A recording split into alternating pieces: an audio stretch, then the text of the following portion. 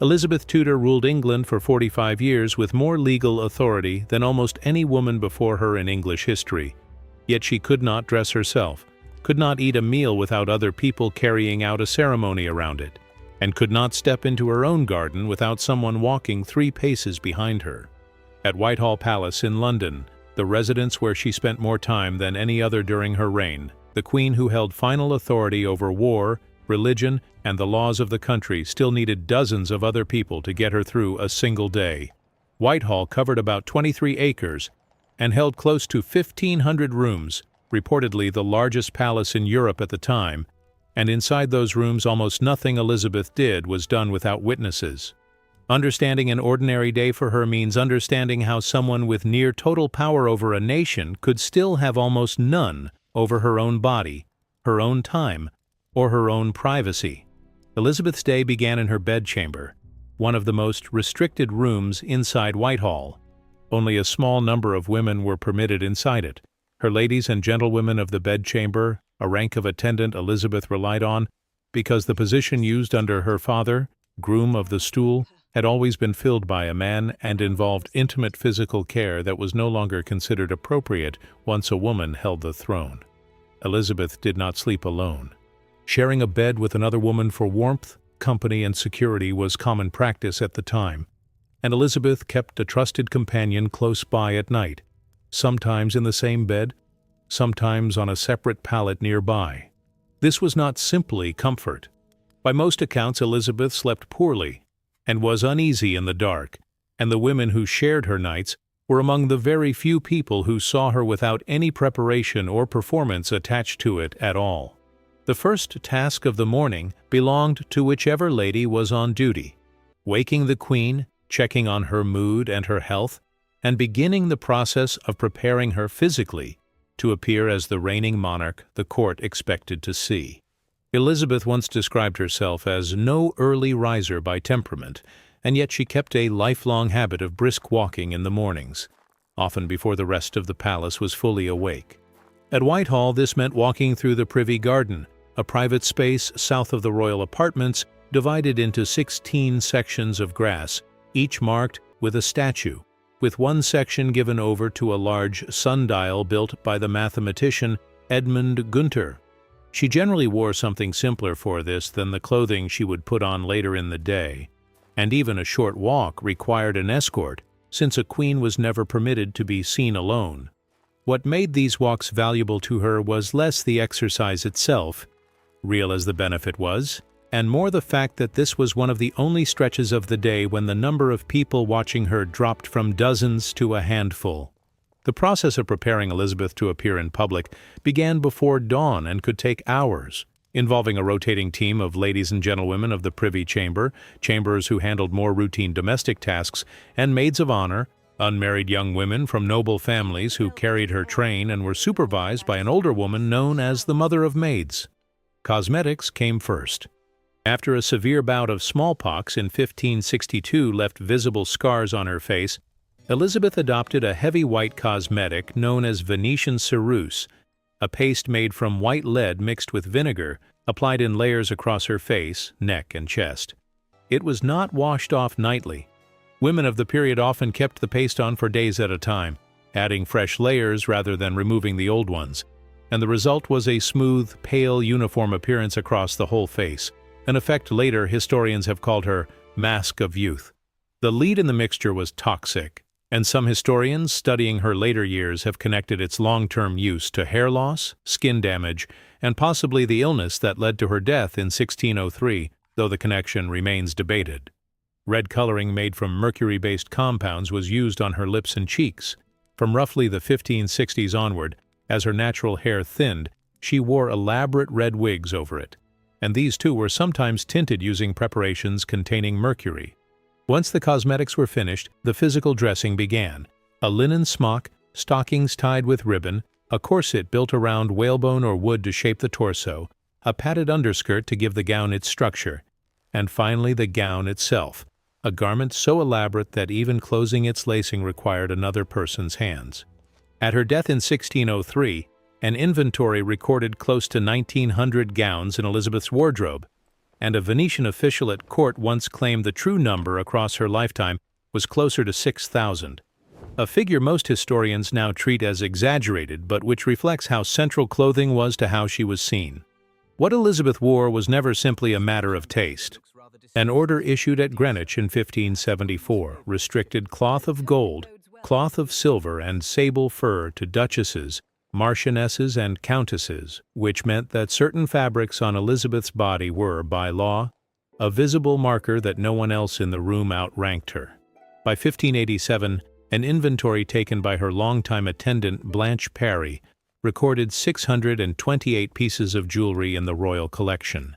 The entire process, from bare skin to finished appearance, was designed to be seen only in its completed state. In September 1599, a favored young courtier named Robert Devereux, Earl of Essex, broke that rule by accident.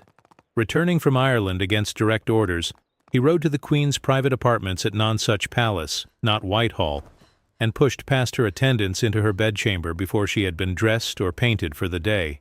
What Essex saw was a 66-year-old woman with thinning gray hair, without cosmetics, in a plain nightgown, and word of it spread through the court within days. Elizabeth received him calmly in the moment, but her counsel questioned him for hours the following day about his unauthorized return, and he was placed under house arrest soon after. Before turning to the business of government, Elizabeth attended prayers, usually in one of the chapels within the palace complex. As head of the Church of England, a position she had held personally since the religious settlement of 1559, her own observance was watched as closely as everything else she did, and any sign of leaning too far toward the old Catholic forms or too far toward more radical Protestant reform could be read as a political statement rather than a private matter of faith. Breakfast, by the standards of the rest of her day, was a minor event, usually taken privately and lightly, since the main meals of the Tudor day came at midday and in the evening. Even so, nothing placed in front of the Queen arrived without first being checked by someone whose job was exactly that, a precaution that ran through every meal she ate, no matter how small. By mid-morning, Elizabeth turned to the daily business of government, most of it conducted through her Privy Council, a body she had reduced from the roughly 50 members who had advised her half-sister Mary down to 19 trusted men when she took the throne in 1558, on the reasoning that fewer voices meant fewer opportunities for factions to form against her. The council met 3 times a week in the early years of her reign. As the pressures on the government grew, it came to meet daily. Her closest and longest-serving advisor was William Cecil, appointed her Secretary of State within days of her accession, who went on to guide her government for roughly 40 years, later as Lord Burghley and Lord Treasurer. From 1573, a second key figure joined the inner circle, Francis Walsingham, her principal secretary, who built and ran an intelligence network stretching from France, Germany, Italy, and Spain to agents in Constantinople and North Africa, using codebreakers, double agents, secret ink, and merchants who could move across borders without suspicion to carry messages. This was not bureaucratic caution.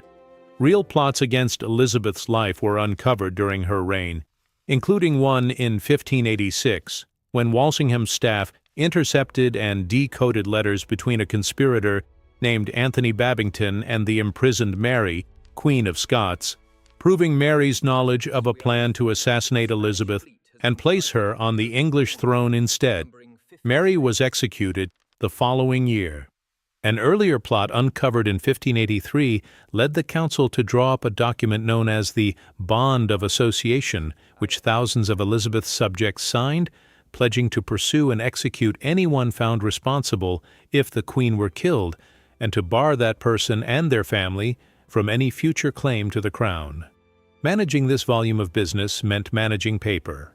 More than 3,000 letters connected to Elizabeth survive today. Most were dictated to secretaries and copied out in a formal hand, but on matters she judged sensitive enough, Elizabeth wrote and corrected the text herself, in a handwriting that grew visibly faster and less careful as she aged and the workload increased. Throughout all of this business, one question went unresolved for the whole of Elizabeth's reign: marriage, and with it, the succession. From the moment she became queen, Parliament and her own council pressed her to marry and produce an heir. since almost no one at the time could imagine, in an era that assumed women needed male guidance to govern, that unmarried rule could hold for long. Elizabeth received and turned away more than 24 suitors over the decades, including King Philip II of Spain, Prince Eric of Sweden, and Archduke Charles of Austria. She seriously considered only 2 matches: Robert Dudley, Earl of Leicester, a close companion she called her eyes early in her reign, and Francis, Duke of Alençon and Anjou, whom she nicknamed her frog, in the late 1570s. The Alençon match went furthest. Negotiations were serious enough that in 1581, Elizabeth ordered a banqueting house built at Whitehall specifically to host the French delegation, a temporary timber structure covered in canvas with nearly 300 glass windows. It was never used for a wedding. Opposition inside England to marrying a French Catholic prince was strong enough that when a writer named John Stubbs published a pamphlet against the match, his right hand was cut off by order of the state, and Elizabeth's own advisor, Philip Sidney, was temporarily banished from court simply for writing her a letter urging her not to go through with it. She called off the negotiations that same year and never seriously entertained another proposal. Early in her reign, she had told Parliament directly that she considered herself already married to the Kingdom of England itself, and she held to that position for the rest of her life. She also refused for decades to name an heir or permit open discussion of who should succeed her, a silence that left her council in a state of lasting, unresolved anxiety about what would happen to the country the moment she died. When Elizabeth appeared in public rooms such as the Presence Chamber, the same degree of ceremony and control continued. Guards lined her route, and trumpets announced her arrival whenever she moved through the palace. Court etiquette required anyone in her presence to kneel when she entered or when she addressed them directly, and no one was permitted to turn their back on her. Leaving a room after an audience meant walking backward until reaching the door. It was in the Presence Chamber that foreign ambassadors were received, and Elizabeth's own preparation for these meetings went far beyond appearance. She spoke Latin, French, Italian, and Spanish fluently, read Greek for pleasure, and was reported to manage conversations in Welsh, Scots, and other languages of the British Isles when the occasion called for it. In July 1597, a Polish ambassador named Paul Zielinski used a formal audience to criticize her treatment of Poland's trade routes to Spain, delivering his complaint in a tone the court considered close to insulting. Elizabeth, then 63 years old, answered him immediately and without an interpreter, in fluent, improvised Latin. The moment, which could have become a diplomatic embarrassment, instead became a widely discussed demonstration of her fluency and her composure under pressure. Access to these audiences, and to the Queen generally, functioned as one of the most valuable resources at court. Each New Year's Day, courtiers from the highest nobility down to household staff such as her physicians and, according to the surviving records, even her dustmen, presented Elizabeth with gifts: money, jewelry, gowns, embroidered linens, and other costly items, all logged by rank on long parchment rolls kept by the master of the jewel house. On the 1st of January 1587 alone, Elizabeth received more than 80 pieces of jewelry. She was expected to give gifts in return, usually plate or other valuables scaled to the recipient's rank, and the entire exchange doubled as a running public record of where each courtier stood in her favor that year. The main meal of Elizabeth's day, called dinner at the time, was usually served around midday, though Elizabeth generally chose to eat it away from public view, in her own privy chamber rather than the Presence Chamber, reserving the more public version of the meal for occasions when she was entertaining foreign dignitaries or traveling. Even in private, nothing about the meal was simple. A German traveler named Paul Hentzner, who observed the full ceremony at court in 1598, described an unmarried noblewoman entering in white silk, bowing 3 times, and rubbing the serving table with bread and salt before a procession of the Queen's Guard, dressed in scarlet with a gold rose on their backs, carried in course after course as many as 24 dishes at a time, most of it on gilt plate.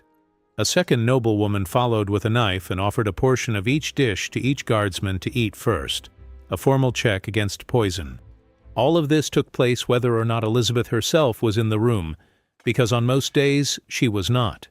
The display was a ceremony conducted for the benefit of the assembled court, after which the food was quietly carried through to her private chambers, where she chose what she wanted, ate it with only a few trusted people present, and had the remainder shared out among her ladies. Afternoons, when they were not consumed by further council business or correspondence, gave Elizabeth some of her only time for pursuits she had chosen for herself rather than pursuits required of her. She read widely and was fluent enough in Latin and Greek to translate classical authors directly, working on renderings of writers such as Cicero, Seneca, and Horace throughout her life, an activity she reportedly used to distract herself from the pressures of state business rather than to display her learning. On other occasions, she had her ladies read aloud to her, sometimes in languages other than English. She had been a skilled embroiderer since childhood, having produced a shirt for her infant half-brother Edward before she was 6 years old, and later presenting hand-embroidered manuscript books as New Year's gifts to her father and stepmother. In quieter moments, she played cards, backgammon, and other games with her ladies, gambling small sums and exchanging gossip about the rest of the court, away from the rest of the household. Bathing was an occasional indulgence rather than a daily habit, but at Whitehall it was an elaborate one. Near the site of the later banqueting house, the palace contained a heated room resembling a sauna, warmed by a ceramic tiled stove, along with a dedicated bathroom holding a large tub, and a water feature built from oyster shells and worked stone, from which water was made to flow across the surface. Next to this bathroom sat a small room containing an organ, so that a musician could play for Elizabeth while she bathed. Supper, the lighter of the two main meals, was usually served between 5 and 6 in the evening, after which the court moved into whatever entertainment had been arranged for that night in the presence chamber. A play performed by a touring company, a masque with costumes and allegorical staging, a concert, or dancing. Elizabeth did not always attend these evening entertainments in person, sometimes choosing instead to remain in her private rooms reading or working through papers that still needed her signature, but dancing was a pursuit she genuinely enjoyed rather than merely tolerated. She favored the galliard, a fast, physically demanding dance involving jumps and quick footwork, reportedly performing it as exercise on many mornings as well as evenings, and a Venetian diplomat writing in 1559 noted that 6 or 7 galliards, along with music and singing, made up her ordinary routine. She continued dancing well into her late 60s, by most accounts still outperforming women decades younger. Skill on the dance floor mattered at Elizabeth's court. Christopher Hatton, a gentleman from a minor family with no great fortune behind him, first drew her attention partly through his dancing, and went on to rise through her household until she made him Lord Chancellor of England in 1587. Evenings like these were where the New Year gift ledgers, the audience chamber etiquette, and the ongoing competition for royal notice all came together in the same room, since a single dance with the Queen, or a remark that made her laugh, could matter as much to a courtier's prospects as months of formal petitioning. When the evening's business and entertainment finally ended, the routines of the morning were repeated in reverse. The same ladies and gentlewomen of the bedchamber who had woken Elizabeth that morning helped her out of the gown, removed the jewelry piece by piece, took off the wig, and worked through the long process of removing a cosmetic paste that had often been building up for days rather than hours. Her hair, thin and gray beneath the wig by the later years of her reign, was brushed out and prepared for sleep. Guards were posted at the appropriate doors, a routine precaution rather than a response to any specific threat on a given night.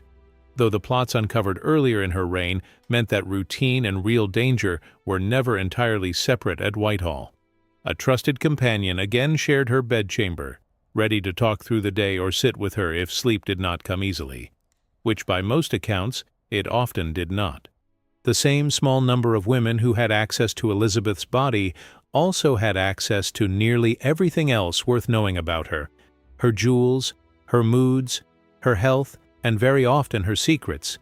And one of the reasons Elizabeth kept these positions filled with women she had known for decades, such as Blanche Parry, who served her for 57 years, starting when Elizabeth was still an infant princess, was that so much of what could make her vulnerable was already known to these same few women every single day. By the time the last candle in her bedchamber was put out, Elizabeth had been watched, dressed, fed, guarded, and consulted by dozens of people without a single hour that belonged only to her, and the following morning the same women would return to begin the entire process again. The waking, the whitened face, the layered gown, the guarded walk, the council table, the ceremony carried out around a meal she might not even attend, the audience chamber, the dancing, and finally, the same hands. Undoing everything they had spent the morning constructing.